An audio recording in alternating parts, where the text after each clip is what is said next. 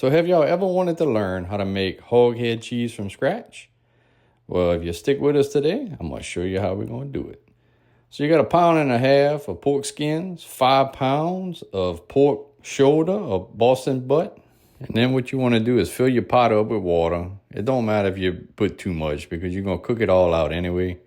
We're going to season it with that Holy Trinity in a bottle, a little bit of that Cajun seasoning from Southern Boys, that slobberknocker.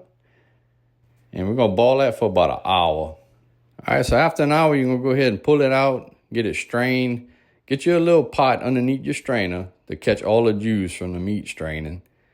And we're going to go ahead and use that afterwards. So separate the skins and the meat from each other. Go ahead and put your skins in a food processor. Put that little juice in there. And you're going to puree this stuff into a smooth, kind of pasty. And once you got that consistency, you're going to go ahead and put it off to the side for later.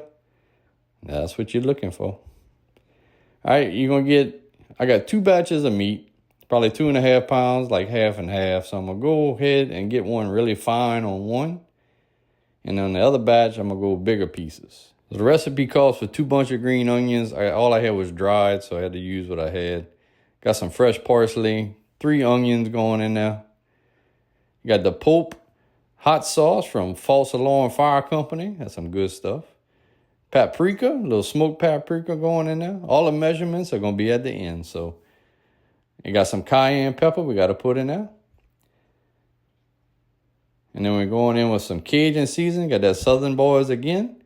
Now this may seem like a lot of seasoning, but hey, you need it in here, trust me. Little brown sugar water, Cajun power garlic sauce. Put some meat in there. Now that's the fine piece and that's the chunky one.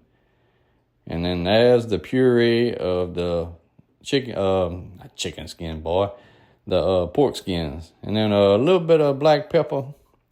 Get that cooking down. We're going to probably let that go for another hour to an hour and a half. Taste it after about an hour. See where your salt's at. You might need to add a little bit. And try to skim as much grease as you can while it's cooking. Because you're still going to get grease at the end. So it's a process, but it's worth it. Keep stirring it. So get your pans cleaned, rinse them out, and start putting in your mixture. And I'll let this cool on the countertop for a few hours before I get it in the fridge. And then as it's in the fridge, you got to keep stirring every 30 minutes or so, just to keep that mix in there. Been in there all night. I'm going to skim the rest of that fat off of there. And look how beautiful.